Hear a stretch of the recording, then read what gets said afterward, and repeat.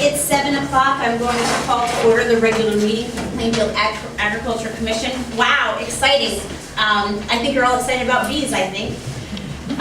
So we are going to be doing our roll call via the sign-in sheet, and so we ask that public attendees sign in on the sheet. Our commission members, we have I wasn't anticipating such a crowd. Happy to have life. So I have about 10 additional copies of our agenda. This is for our business meeting. If you wouldn't mind sharing, that would be great.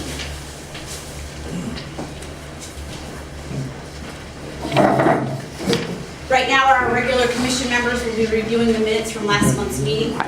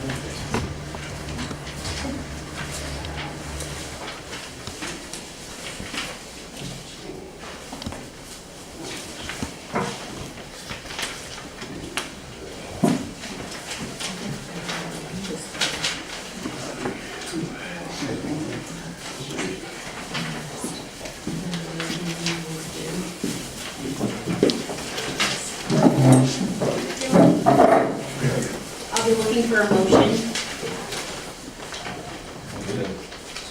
Motion to accept the minutes. All in favor say aye. Aye. Any opposed? Minutes carried. So we have an abbreviated agenda tonight, in effort to give our guest speakers ample time to excite us about bees. So our small group updates are going to be limited to just the winter market, as that is our most current event happening. Sylvia, how are we? We're doing good. Everything seems to be falling into place. We have an arrangement to meet on November 8th at 7 o'clock to set up, because Friday, of course, the town hall is closed now. March 9th, you mean? No, March 8th to set up for the 10th, Oh, because of the new town hall. because it's closed. Got it. Thank you. And so if anybody wants to help out on setting up, feel free. What time's that? 7 o'clock. And we're opening around 7:30, quarter to 8 on the 10th, so the vendors have more than enough time to set up. And that's about it, I think. For next month's meeting, just be sure to bring a financial update with revenue and expenses, and then a list of participants with the names and addresses on it for our records. Really quick scholarship raffle. We're doing great. I probably got 40 items. Excellent. And I have a check from Jewett City Savings for $50. So Super. I don't know. I'll take care of it. Yeah, and deposited. And other than that, we're doing great. So for public present, our Ag Commission supports a scholarship. We exclusively raise the funds ourselves as a commission, so at the winter market, that is our opportunity to have a raffle so that we can support that scholarship. So, thanks, Mike. Before we get to public comment, I received one item in the mail, and this is just for commission members. We were invited to the Sterling Agriculture Commission. They are having a forum with just area commission members, so it is on Tuesday, March 20th.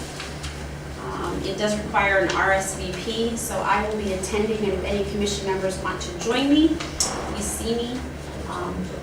It is from 6:30 to 8:30.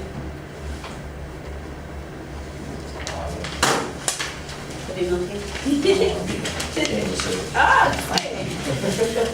So now we just briefly ask, is there any public comment?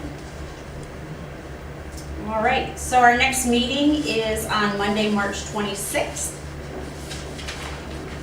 And if I can have a motion. I'd like to make a motion to adjourn the meeting.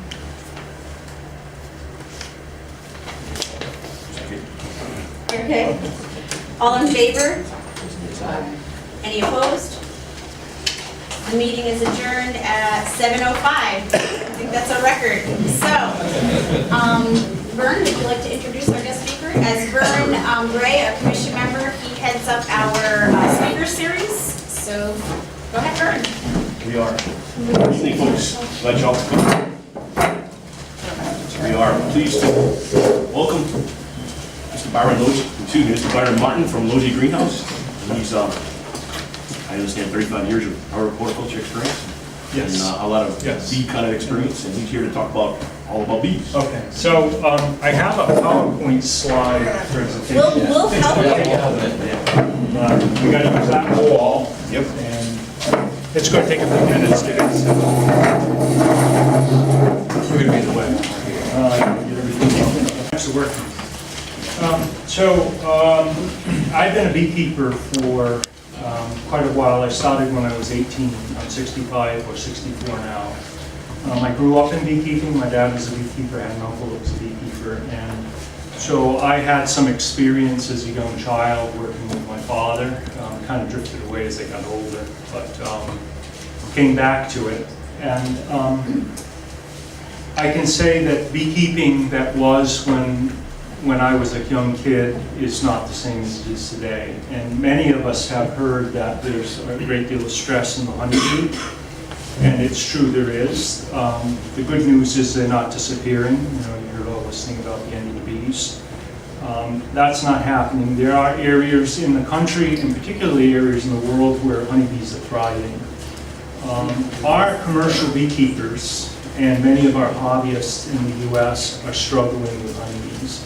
And our losses are quite high. I don't know what this year's going to be. My guess is because it's been a mild winter, we're probably going to have a pretty good year in terms of the averages. But there's been a 30 to 40% loss in colonies every year. And they're finding that the losses are not only in the wintertime. You think if bees die in the winter, that cold spell, and they have to live for 7 months without any resources except what they put up. But the honeybees are now dying during the summertime. And if you happen to be a commercial beekeeper, and those are people that make their living at it, it's a very, very difficult life, as it is with much of agriculture. Probably it ranks up near the top. And that's without any commodity pricing of honey and all these other things. So, because if you were, for many of us that are farmers here, for those of us that have poultry or have cattle, if you lost half or 40% of your stock every year, you know, it would take a pretty big bite out of your cash flow. So what I'm going to do tonight is try to give everyone here an idea of what it takes to get into beekeeping. Now, beekeeping is a craft that it seems really complicated when you try to like read a book and you look at it or you listen to it, but it's really just about learning about the bees. And there's a lot of terms. I'm going to speak of some tonight you may not understand. That makes it even more confusing. By the way, always ask a question if you have any for me. I'd be glad to answer them. It will certainly make things more understandable. But once you've learned the basics of beekeeping, it's a pretty simple process. And I like the phrase that is used by a beekeeper down in Arizona. The bees really know what they're doing and they take care of themselves. And in the old days, and when I go back to the old days, I want to go back before the parasite came into the country. You could literally get a box of bees, put it in your backyard, and if it made it through that first winter, it probably had 7 more years or more before it would disappear on you. If you did nothing, just watched them go in and out. Everybody knows what a feral colony is? Everyone? So before the parasite came into the US, the ferals were everywhere. I used to actually collect them down here in Plainfield. I would put an ad in the paper, honeybee swarms wanted, and I would get inundated in the springtime during the swarming season. And I'd do cutouts and so on. And when that parasite came through, it literally silenced all of our ferals. And that was a great loss of our genetic stock, but it also shows you what happened to the honeybee. So to begin the talk, we're just going to go over some basic honeybee biology. Within the colony, there is a caste of honeybees, and you've probably all heard of this. We have the pointers. Don't worry about it. Pointer here. There it is. So we have the caste, we have the queen bee. She's the largest one, and we've all heard that she's the one that manages the hive. It's actually not true. The worker bees manage the hive because they can get rid of her at any moment. But she produces pheromones that keeps that hive cohesive. And it's very important as a beekeeper to make sure that you're what's called queen right. And so I spend a lot of time, because I raise queens myself, I spend a lot of time looking for queens in hives. And that's one bee, a little bit bigger than the other bees, in a hive of 40 to 80,000 bees. And you try to find one of those, it's a very interesting project. Then there's the male bee, that's the drone. Beekeeping traditionally, I guess since the advent of the removable frame, which is in the 1860s, the drones were always thought to be a problem in the colony. They eat all the honey up, they were useless. The bees make them anyway, but actually they serve many purposes in the hive. And not only are they the source of putting forth the genetics of that hive into the population and mating the queen, but they also are the ones that take the brunt of any stress that's in the colony. And the parasite mite that we have now is the one, they go to the drones first. And then of course we have our worker bee, which is the honeybee that collects the nectar. So there's our queen. They are usually on the brood frames. That's the place where the baby bees are raised. So there's a good little tip. If you got to find one, don't look up in your honey supers. You can always find them down somewhere where the brood's being laid. This is the picture of the eggs. So when we go into hives, we pull out frames, we look at them. They're pretty small for old eyes, but you get used to it and you look in. If you can see those little white eggs at the bottom, you have a queen, you can shut the hive up and you know you're good. That's a queen cell. So this is brood cells right here. The cap, that's a brown capping. That's where the baby bees, worker bees, are being raised. And this is a queen cell, which looks like a peanut that's stuck on the side of the cone.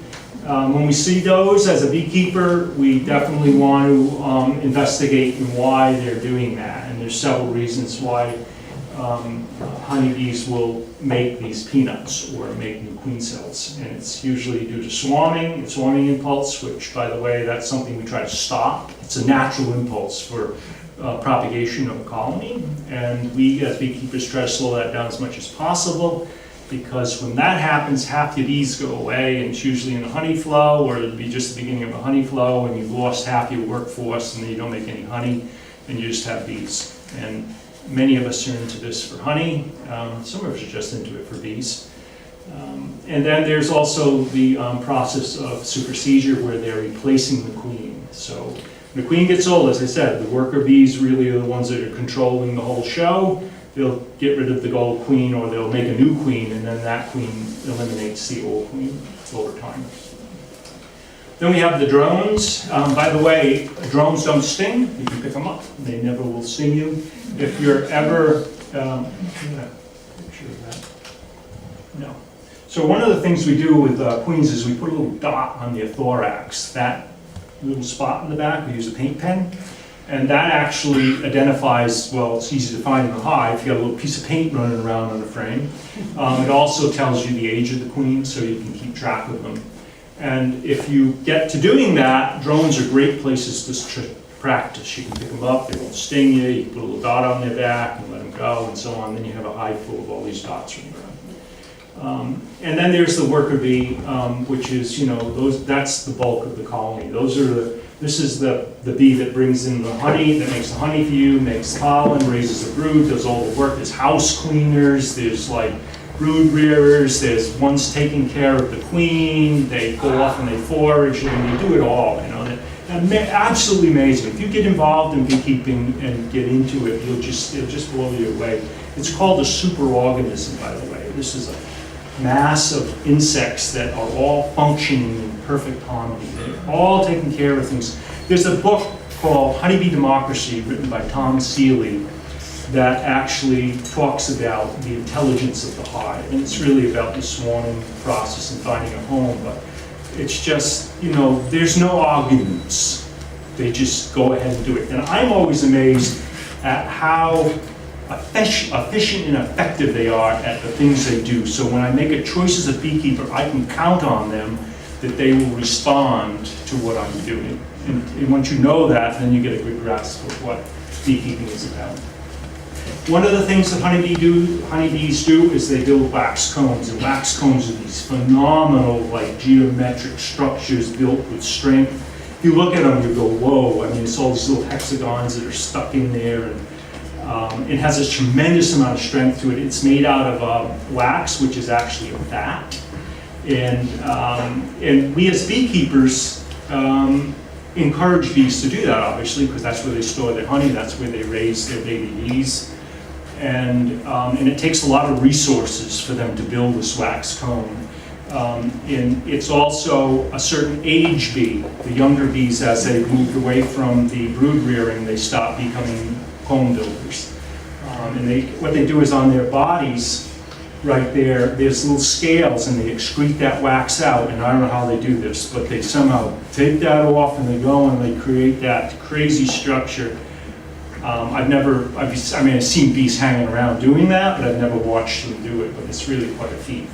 So wax, building comb, very important in beekeeping. If you start out as a beekeeper, you're going to have new bees that come in, you're going to have a box with nothing in it except for some frames and a direction for them to build, and you've got to get them to build wax.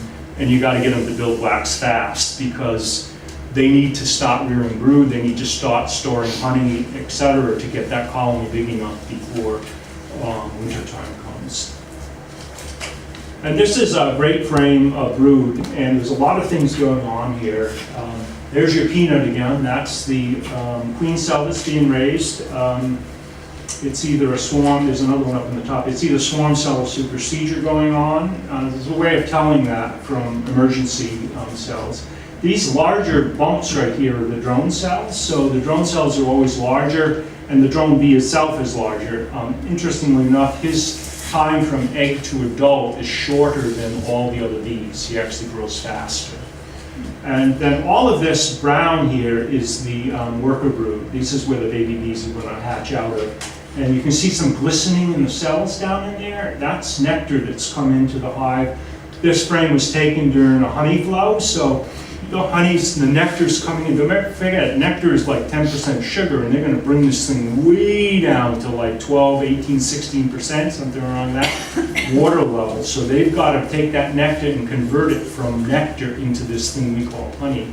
And they actually do that in the hive through evaporation. There's also enzymes that come in that change some of the sugars as they store it. And when honey gets done and it's right, it will not ferment. If you left that nectar as it is at 10%, it'll go foul on you, just like sugar water would if you left it in a container. So in terms of honeybees, we are actually, the honeybee we raise is Apis mellifera, which is the European honeybee. And that's sort of kind of it's somewhat broad. There's a lot of interbreeding with the honeybee. I think there's like 7 species of bees in the world.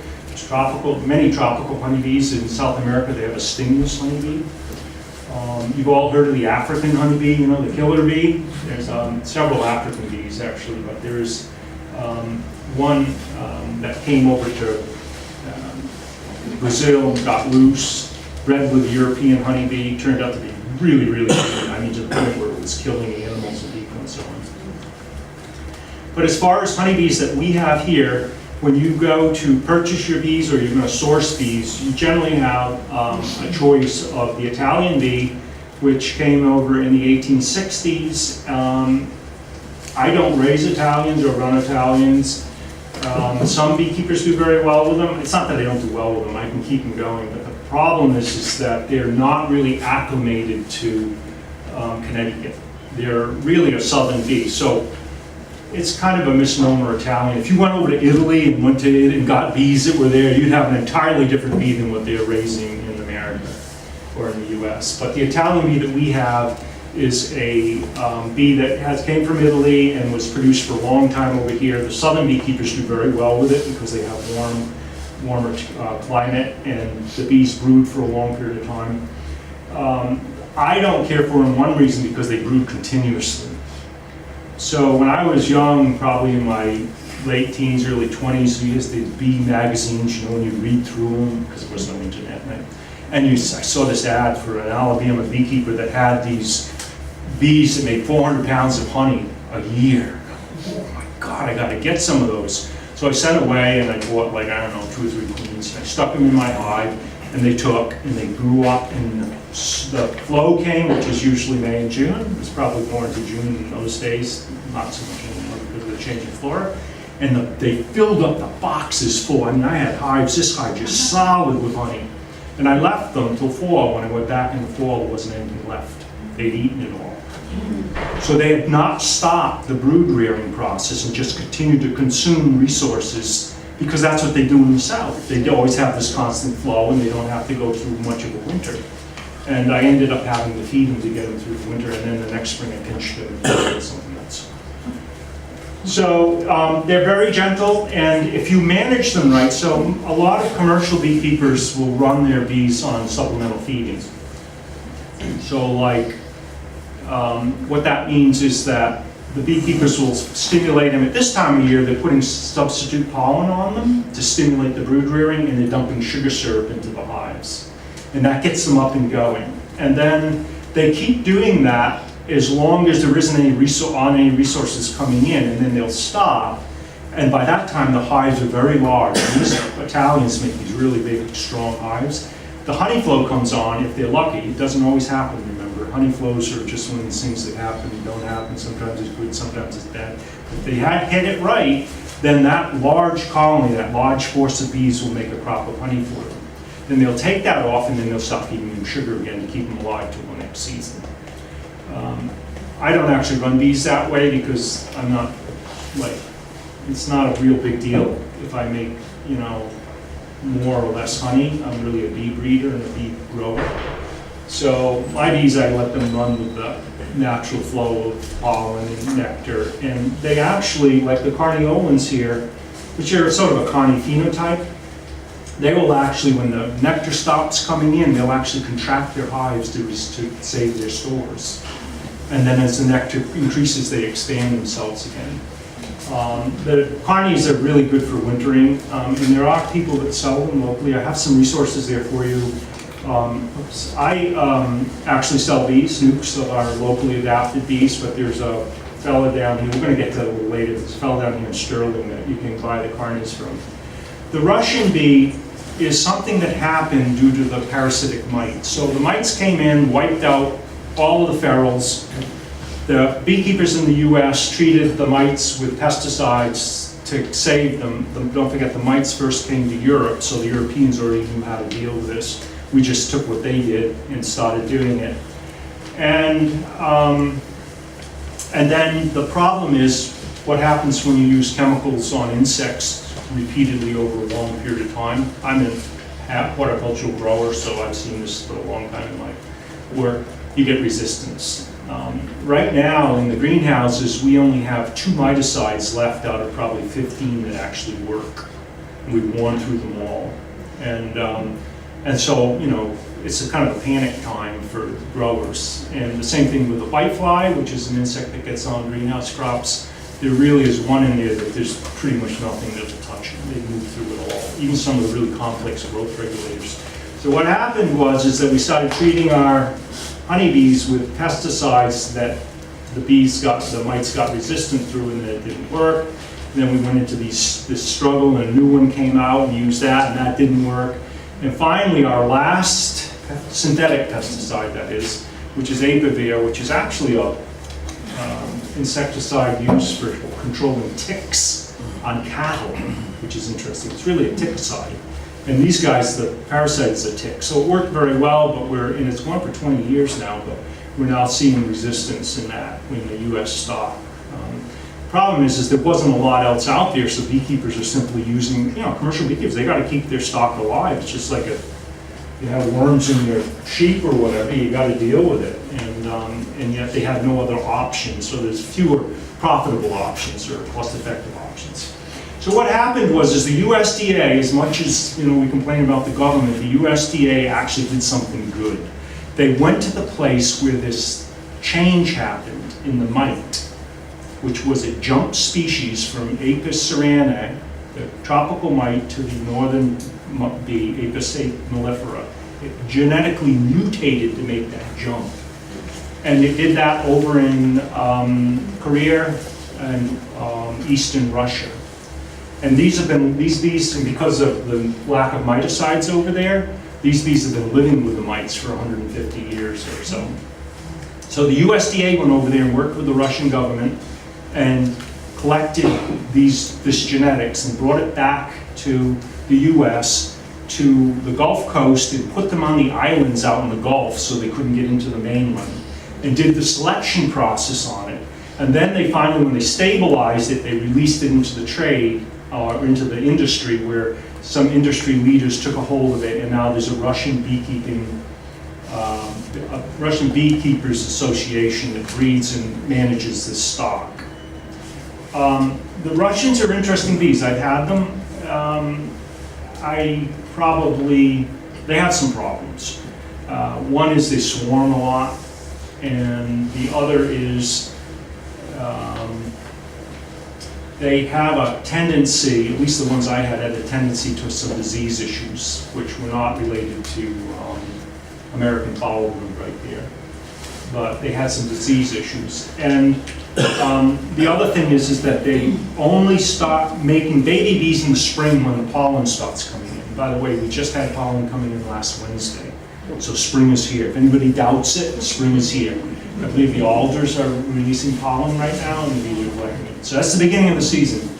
The other thing about Russians is they'll build cells all over your colony, just 2 or 3 here and there. And you'll open it up and you go, are they swarming?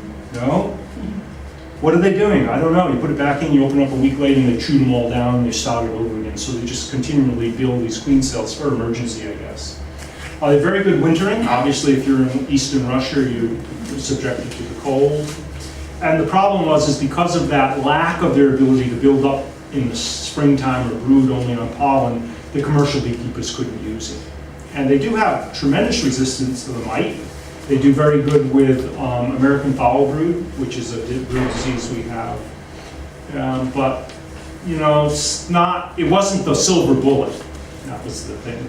It was a silver bullet on the islands where they isolated them and everything was contained. Once it got out into you might say the mainland of the US, they got mixed up with all the other genetics, and things changed. And then we have mites, and I have mites. And these are bees that have a little bit of everything in them, and some are brown and some are yellow. And I select for gentleness because I work my bees without gloves, so I don't want to get, bees that sting a lot.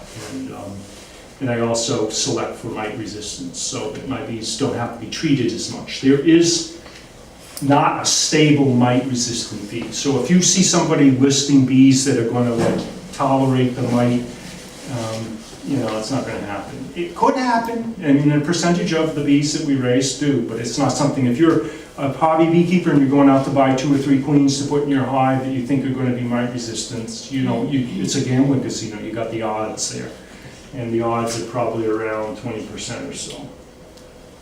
So there's your choices of bees. I am particularly fond of muck. And then how do we get bees? So you decided, I haven't discouraged you yet, and you've all decided that you want to stop beekeeping. So you've got, you got to get your equipment, you got to get your boxes. We're going to talk about that in a little bit. You got to get your boxes, and you're not going to get your extractor yet. Don't do that. Some people buy their extractor first, then they get the bees, and that's a little bit ahead of the game, yeah. And so there's several options. One is to catch a swarm. And swarming, as I said, the ferals got really knocked down pretty bad. They're still around, by the way. They actually survived the Varroa onslaught in pockets. But swarms are not as prevalent as they used to be. But if you do have one, those are free bees. And the swarm is actually an amazing superorganism. It is so pumped up to survive that when you put it into a box, it will outdo anything you could put into that box. If you can get a swarm, that's a very good thing. This is one that landed in came from one of my yards, landed in on one of those sweeping cherry trees. I think I had to go in there with my hands and scrape it off because I couldn't shake it, I couldn't do anything to get it into the box. And there's another swarm, this ended up outside the greenhouses, this came out of one of my hives. It actually flew 1,000 feet before it settled. So when the swarm comes out, it's a really amazing thing to see. It's just like the air just fills with bees, and then it just all goes away, and they just zoom off. They land somewhere and create a bivouac, and that's the bivouac. And then those bees are going to start going off looking for cavities for which they can build a nest. And they come back and they tell the swarm what they are, and they do a dance, and there's lots of bees going and coming back to different cavities, and at some point that consciousness of that swarm, superorganism, is going to choose one of those and off they go. And it usually takes a day, 2, sometimes you have them hanging around for 3 days. But when you see a swarm in a tree, don't like go, oh, I'll get it tomorrow, because probably won't. Go get your equipment right away. I mean, I've had so many times somebody come, there's a swarm in a tree, would you come down? I throw everything in the car and I drive down as fast as I can, and I get there and it's gone.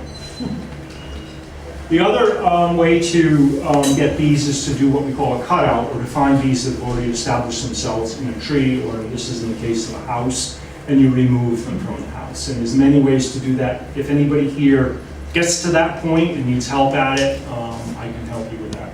It's kind of messy because you've got to cut comb and get rid of it and shake it in and tie it up and try to find the queen and all that stuff. And you know, depends how defensive the colony is. They can get stinging pretty bad, but most of the time it's not that bad. This is the most prevalent way for which people actually get bees. This is the package bee industry. And there's a huge industry. I mean, there's companies that's all they do. That's all, they're Southern and California growers, package bee growers. That's pretty much all they do, is they just raise package bees and queens. And by and large, it's how most colonies are started.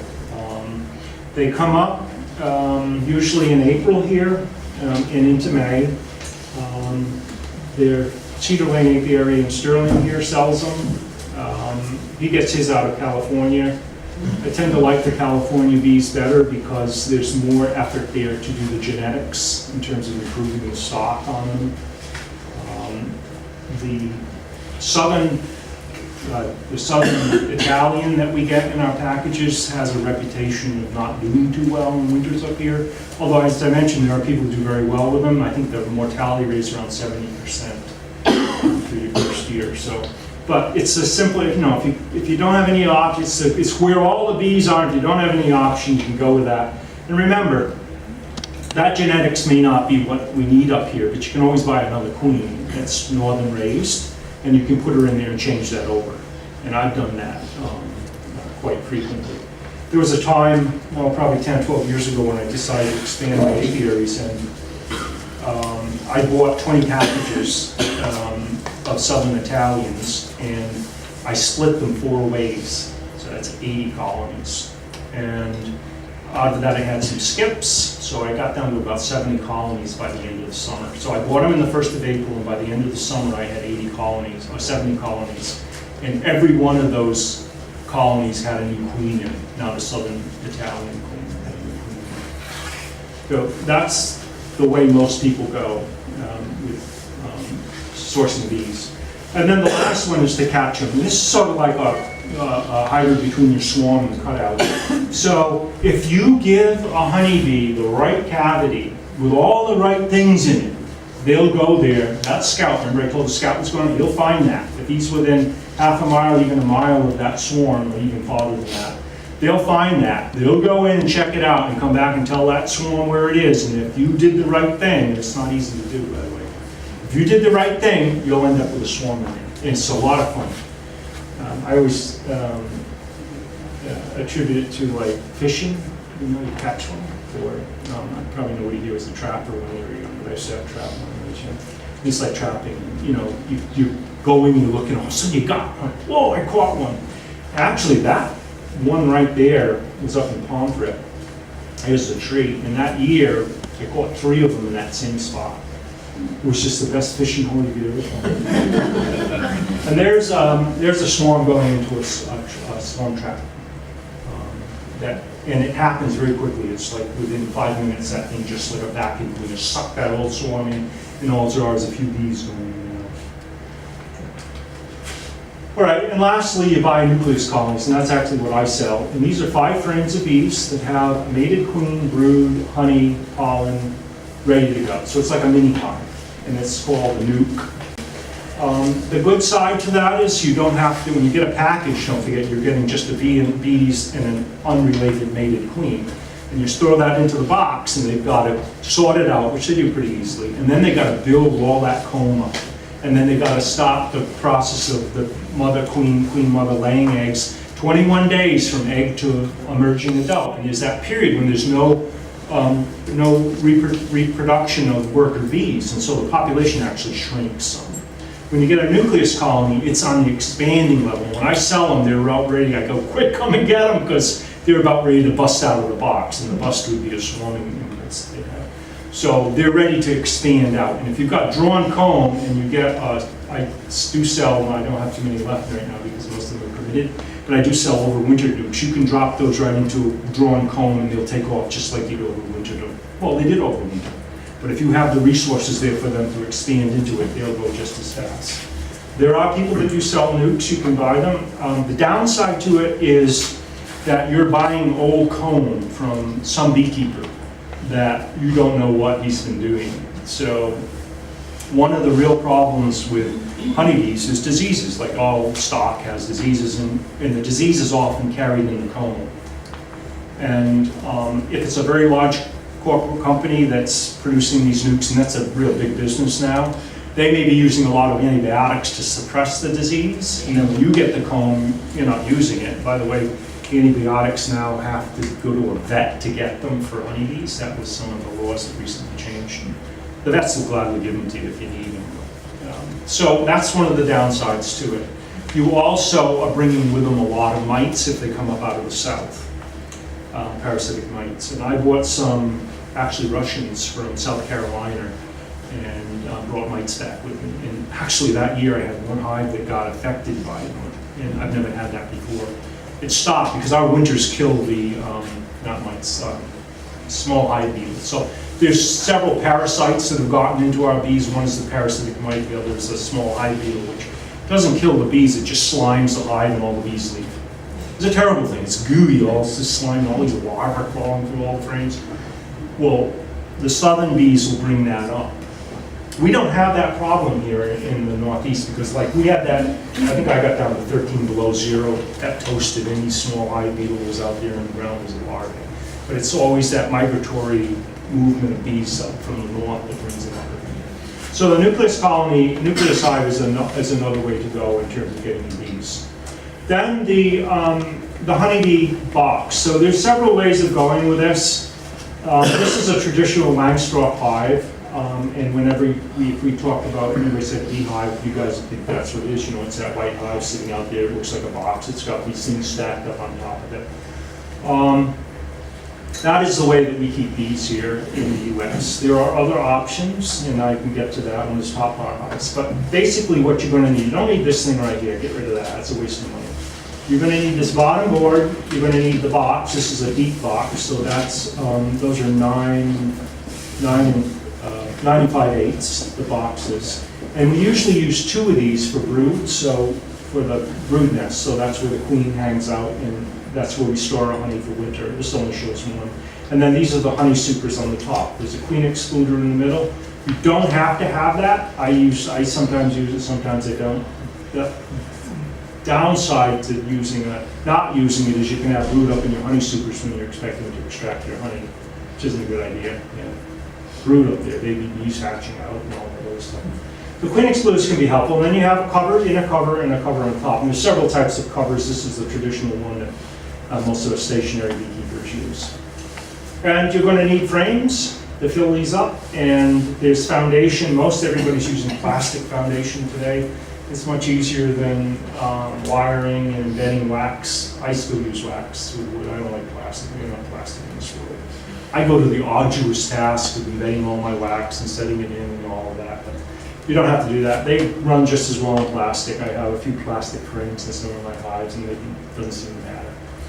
So that's what you're going to need to start your one hive. Remember, you're going to need 2 of these deeps. And the first year, you don't need to think about honey supers. It's all about getting the bees built up, established, and ready to go for the next season. Then we have the top bar hive. Now, this is actually quite popular. There's a beekeeper out in New York. His name is Sam Comfort, and he has a website called Anarchy Apiary. And he's way out on the edge. I really like the guy, because I like anybody that's out on the edge. They're challenging the norm. And he actually builds them for these boxes for like $5 a piece. You can build a whole beehive. He just goes get scrap lumber and pounds them together. They don't. Some of his are like, this is pretty fancy. He actually stacks them up on top as boxes, one after another. In the U.S., all states require that you have removable frames so you can take your bees out and look at them. This is for the diseases. So you can't just fill up a box. You know, you can do that like the old log, or the skeps, or the bee gums, which are logs. They just stick them in there and let the bees do their thing, and then when fall comes, they kill them off and take the honey. And that was the old way to keep the bees. But you can't. It's really not a good idea to do that. The top bar hives are relatively inexpensive to build. They're cheaper, not if you buy them, they're quite expensive, but they're cheaper than Langstroth. And Langstroth hives are their frames. You've got to be a pretty skilled carpenter or builder to fit all those frames together. The boxes you can build. But when you're building frames, it's pretty tight fits that you have to cut. So the top bar hive actually relies on this one little bar on the top here that goes into this sort of hive with a V to it. And it has a leading edge that's out under, you can't see it on these boards, but there's one little strip that sticks down. If you put a strip that sticks down like that and you put bees in it, they'll go up there and they'll start building the comb on it. It's like, remember I told you they guarantee the bees will respond this way, or will do that. They'll go up there and they'll build comb. And what you do is you put your bees in there. You can't do this very well with a nucleus colony because that's already got frames in it. But if you bought packages or you bought a swarm, you dump it in there, you section it off so it's a tight little cavity, and they start to build their nest. And the trick to top bars is you've got to be on them all the time, because they build one of these frames, build another one, they start going a little curve, then they start going a little curve a little more, and if you don't pay attention to them, the next thing you know, you got all this comb in there all curved up, stuck in the wrong way, and you can't lift the top out, and you're like, it's like a cutout. You got to start over again, or ignore them. So what you do is you have to be very attentive to it, moving the empty ones in the middle of 2 that are very, up and down. They'll build that straight, and you go forward with that. The downside to the top bar hive is that, you see the guy holding it like this? So when we take our bee frames, like I pull a frame out like that, I just tilt it up like that, and I look, and I turn it over like that, and I look, and I turn it up like that. If you take that and you turn it up like that, it falls off, because there's nothing holding it. The frame that I showed you right here has sides to it, a bottom to it, right, and a top to it, and it's all wired in, and that comb is, you can do anything you want. You put in an extractor and spin it around. The top bar hive you can't extract. When you take the honey off, you have to crush and strain it, which isn't a bad idea. I mean, extractors are expensive. I mean, even if you buy one of the little plastic ones, you got a couple $100 into it. And by the way, one of the worst jobs in beekeeping is extracting honey. It's awful. It's just like sticky and gooey, and everything gets gummed up. And it's just really bad. And it's the only part of the beekeeping that I really don't care for. You're not going to get your honey unless you do it. So the downside is that you're going to have frames that you can't manage this way and you can't extract. So don't forget, when you crush and strain that comb, you're destroying a resource, which is your drawn comb. In beekeeping, there's several good resources, obviously. One is to have good quality bees that have good traits to them, but the other one is to have a good, healthy laying queen that's vigorous, and the other one is your drawn comb. Those 2 things, queen and drawn comb. You got that, you can go forward very easily. That's the top bar hive. I have never used them, although I have friends that have them, and you have to do this kind of like twist around like that, so you can look, because you're always looking over the comb, trying to find the queen, seeing how the brood is. The other problem with it is, and it's not problem, well, it can be a problem, depends how you're doing it. When you have to deal with mites, and that's a whole other ball of wax, generally we have to treat. And some of the treatments that we use need to have a hive that's open. This is, all those boards that are across the top there are sealed tight. There's no opening through them. And they just put well, they have a fancy top on the top of that, but they developed out of Africa, and they just put an old piece of board on the top of it, just to keep the rain out. So when you have to treat the bees, if you're using something that's like an acid that has to have a way to get through the hive, it's pretty hard with that particular setup to get that treatment out in there. I use formic acid, which comes in a pad. It's Mitaway Quick Strip is the name of it. And we put them on top of, the brood nests, 2 of them, one there and one there. And it's all open, so those fumes from the acids, from that formic acid that goes off, can get into the brood nest, can go up a ways and give you control of the mite. Oxalic acid is another control that's currently in vogue right now. And you can do it with it, it would work top bar, you could do sublimate it, where they put a fume out and you put it through the front entrance, so it's like fumigating, I'd say. You could probably get away with that. And then the big question, how much is this going to cost for me to get into it? So I gave you a handout. I did this costing, I'll have to update it every year because prices keep going up.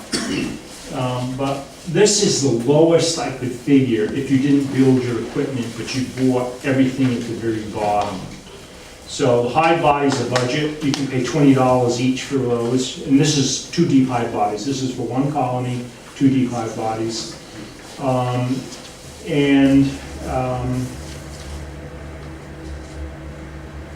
Yeah, I didn't add in that fancy bottom, landing board thing. You don't need that. They can make it into a tiny little hole. You could drill a hole in that wall, and the bees would just fly right into it. They don't need anything to land on. They're really great. They're great at flying. And then, so initially you're going to need this. Initially, for one, you're going to need a minimum of a smoker and a hive tool. If you don't want to get stung, you probably need to get a jacket or gloves. And I mean, I'm sure you can wear just a winter jacket or something that they don't sting through. But you're going to need gloves. And then the cost of bees today is between $123 to $138 a package. And nukes are running anywhere from $155. I've seen them up to $160, $200. But I get $155 for mine.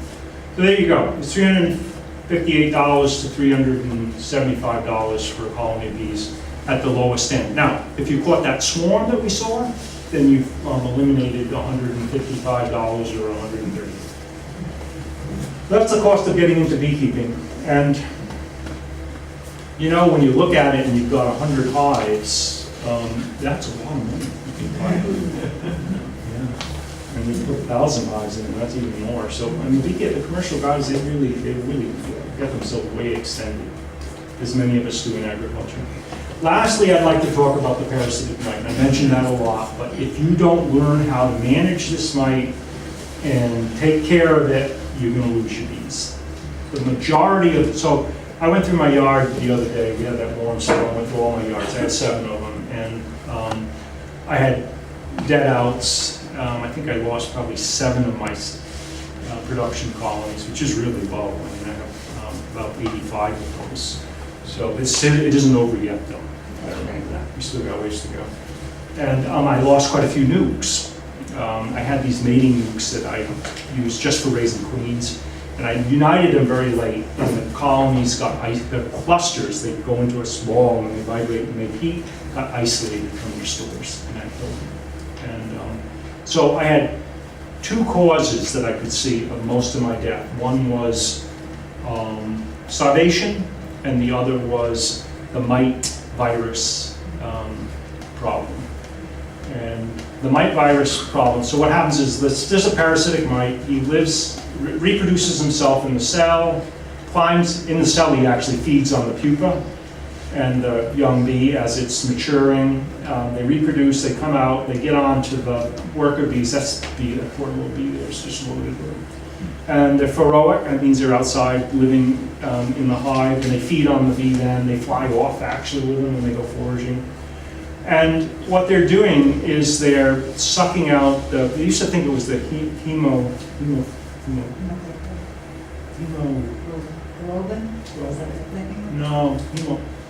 can't think of the word. It's hemo something, but the blood of the bee. It actually turns out they live on the fat of the bee. This is research that just came out recently. Hemonym. And what they're doing is that because this parasite is going from bee to bee to bee to bee, it's transmitting viruses from bee to bee to bee. And remember the CCD that we heard? This was back in 2008, and all these bees collapsed, thousands of colonies. There was one guy out in California, he moved into almonds. 25,000 colonies died in 3 days. I mean, he went out of business. And this was actually caused by viruses in the parasitic mite that's transmitting it. And so in the deaths that I saw in my bees, it was related, the majority, other than starvation, it was really that syndrome of death from the mite, but not necessarily from the mite, but from the viruses. If we didn't have the viruses, my bees would handle the mites fine. I wouldn't have to treat it at all. But the viruses are transmitted, and they're in all hives, so it's nothing you can get rid of. It's just that this parasite vectors it from bee to bee to bee. And then what happens is there's two types of bees. There's a summer bee and a winter bee. The summer bee lasts 35 days. He's the one that raises the brood, goes off, brings in the pollen, brings in the nectar, stores the honey for you, and then he dies, 35 days.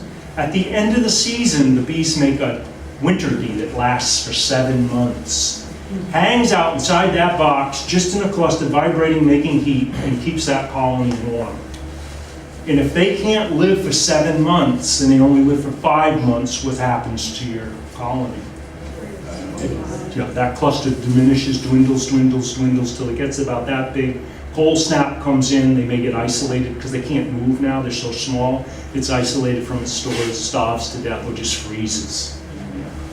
So this is really the #1 problem with our bees. And if you're going to if you're interested in beekeeping and you're not willing to deal with that in some way, then don't even bother. 70% of the first-year beekeepers are out of the beekeeping business or beekeeping hobby in 2 years, and the reason for it is that. And as I mentioned when I first came in here, if that wasn't there, we'd be back in the old days when you'd get your hive, you stick it out in the backyard, and if you went, I don't really feel like doing that, next thing you know, 7 years later, they're still there. But it's not that way anymore. And there is a great deal of work being done on trying to create genetic resistance to them. I mentioned that before, mite resistance, and it is in our stock. And I have bees that I don't treat, but it's not stable and it's not widespread. And the only reason, I'm getting on my soapbox now, and the only reason that it's not widespread is because the beekeeping industry is unwilling or unable financially to actually make the shift into a mite-resistant bee. Because bees mate. I've heard several numbers on this. One is from the colony where it sits, 1 mile around it, your queen, when she goes off, is going to mate.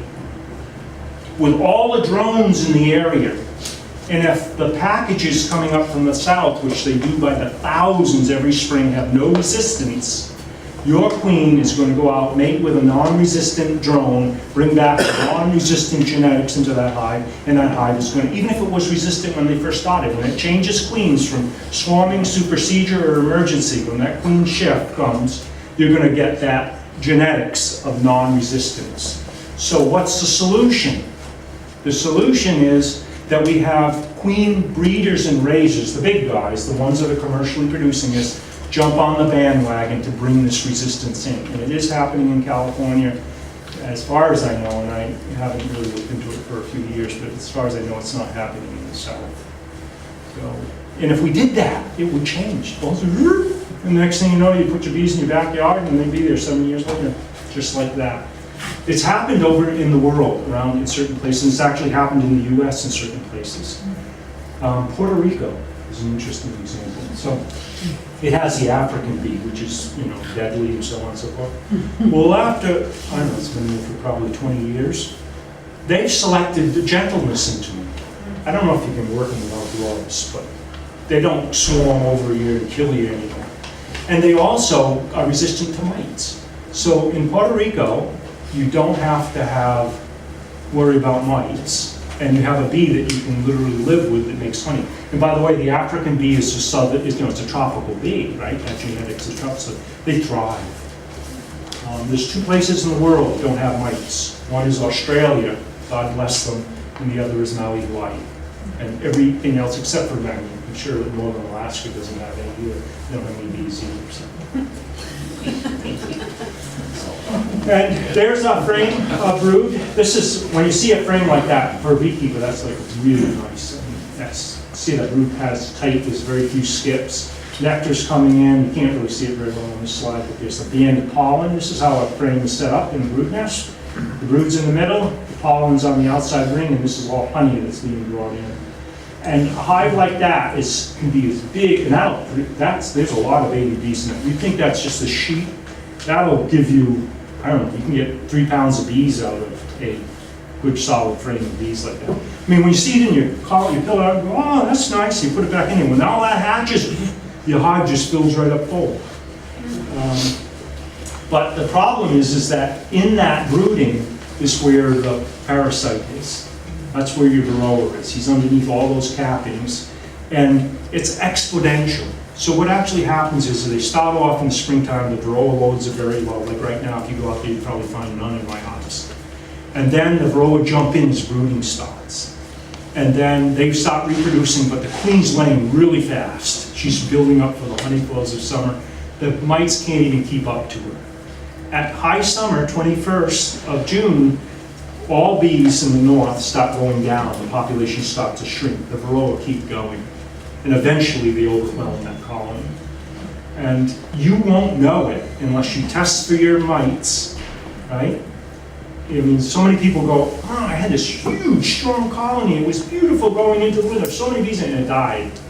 And the thing is that big, strong colony made a lot of mites, right? Now, it wasn't little, so it didn't make a few mites. It made a lot of mites. And as that population of bees declined, the mites literally overwhelmed them. And then lastly, we were talking about the process of genetics for mite resistance. So see this right here. These are worker brood cappings, and this is the brood that's been capped. This is the pupa inside. You can see little eyes on them. They're at purple stage, and it's been peeled off by the bee. So there's several mechanisms. One is called varroa-sensitive hygienics, which is the bees know there's a mite inside that cell feeding on that pupa or that young bee, and they'll go in and uncap it and rip it out. And if they do that enough, the mites can't grow. And if the mites can't grow, the bees survive. We will never be without mites in this country, but we want to have low mite load that the bees keep them way down so that the parasite lives in harmony with the honeybee. And this is called VSH, that's the beginning signs of it.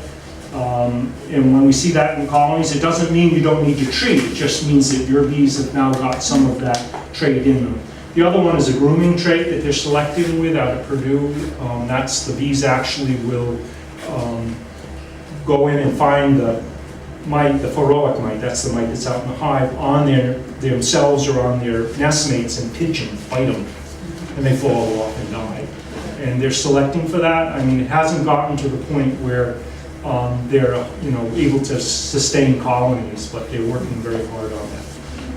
If they pull the cap off, does that kill? No, that actually, well, there's a couple things. There's two bees that actually do it. One pulls the cap off, the other comes in and rips it out. So a lot of times they'll uncap them like that, and then they'll recap them up, and the bee hatches out, lives normally, hatches out. One of the things they found is that when they pull that cap off, they drop the humidity inside the cell, and that drop in humidity disrupts the cycle, the brooding cycle of the mite.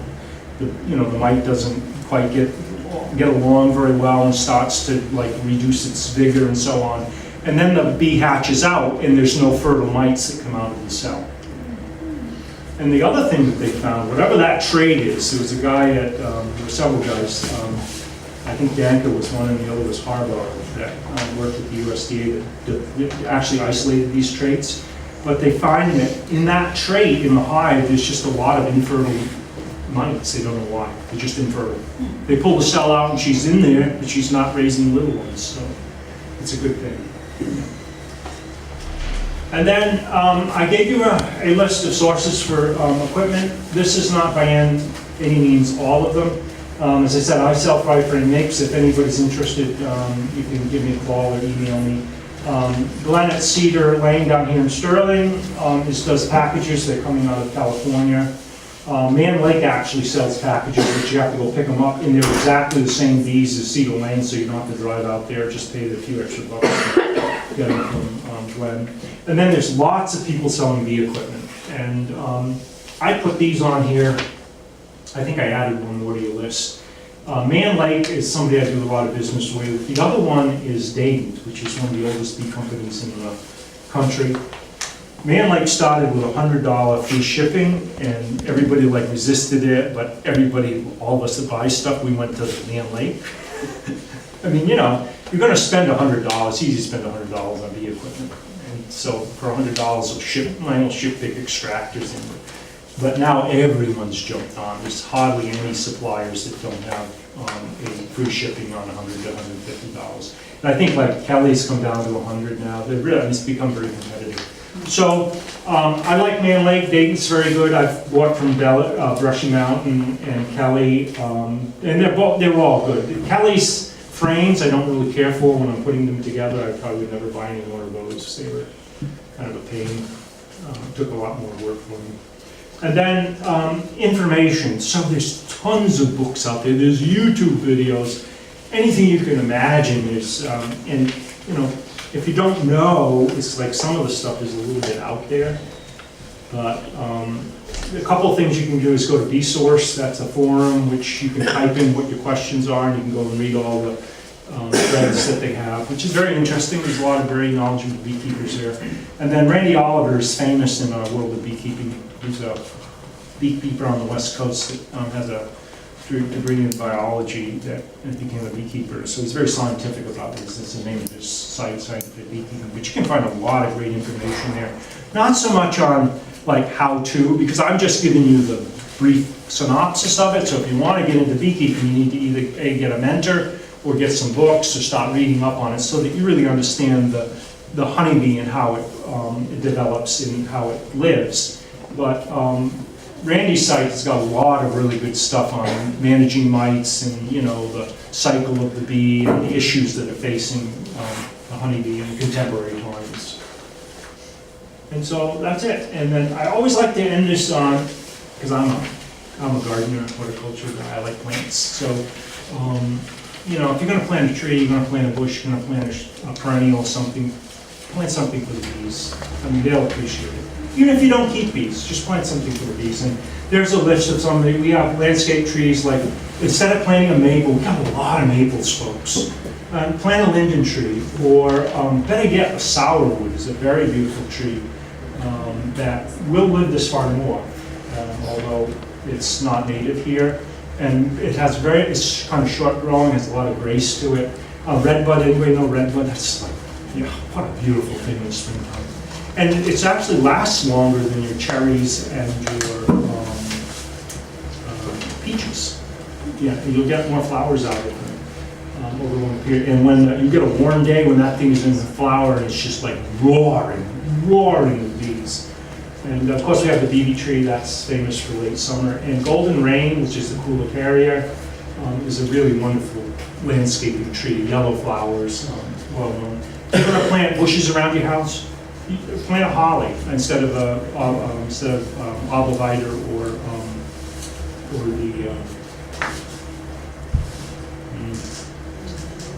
the green shrub. Okay.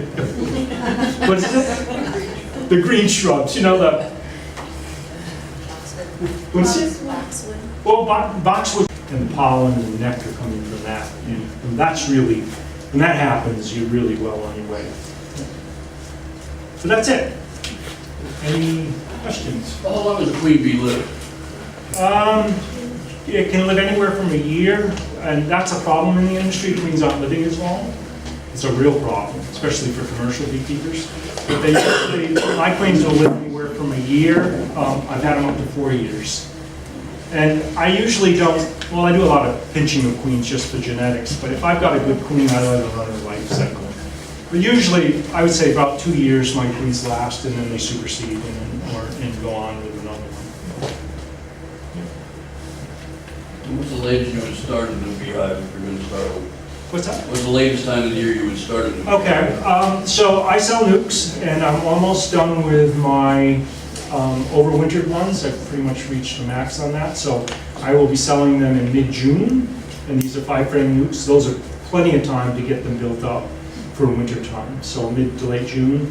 I don't start a lot of my overwintered nukes until the 1st of July. So I'll stop it, but don't go beyond that.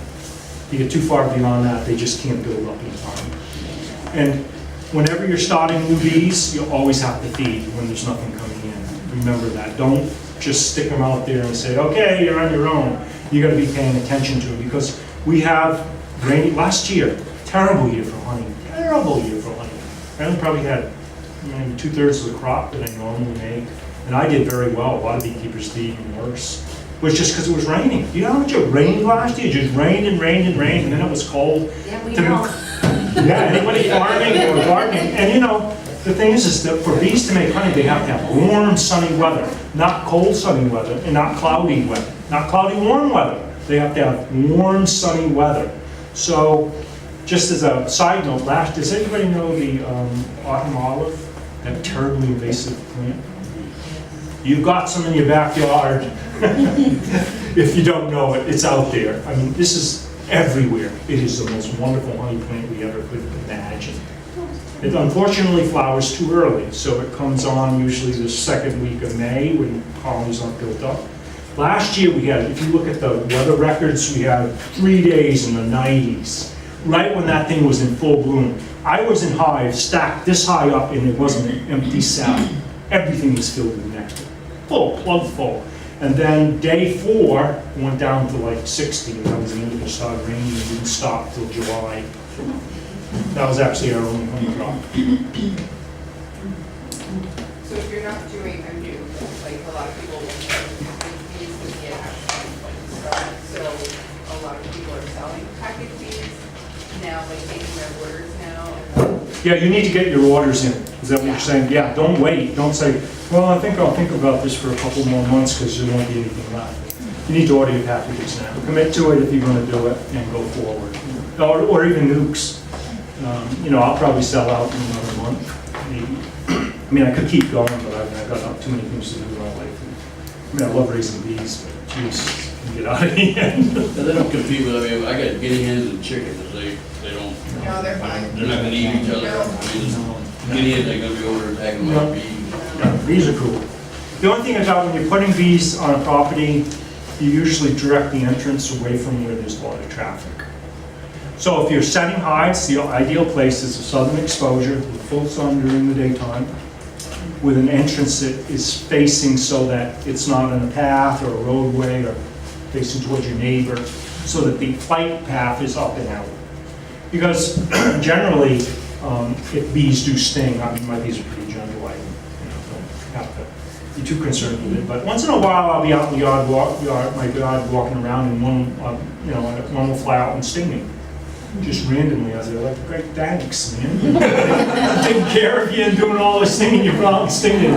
You know, when you don't have a veil on, they always go for your head, and that's another thing. So, but, you know, that's because I'm walking in front of the entrances. So there's guards, that's one of the things that the bees do before they go off and become foragers. Remember I said house cleaners and nurse bees and wax bees, well, there's guard bees. They sit at the front entrance, making sure no robbers come in, making sure there's, you know, intruders are dealt with. And sometimes if you're walking in front of the entrance, those guards will come out at you. It's not really that common, at least in the bees we have. Oh, by the way, the varroa that killed off all our ferals took out some of the testiness in our native bees. I mean, the difference between 20 years ago and today is like night and day in terms of the gentleness that we have in our bees.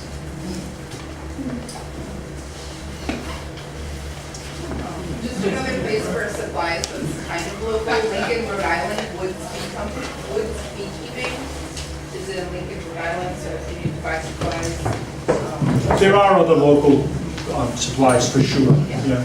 I mean, there's people that do, if you go onto that, like Nan Lake has distributors, and Kelly has distributors, and even the fella from Lincoln probably uses somebody as a distributor, so you don't have to, have to ship candy.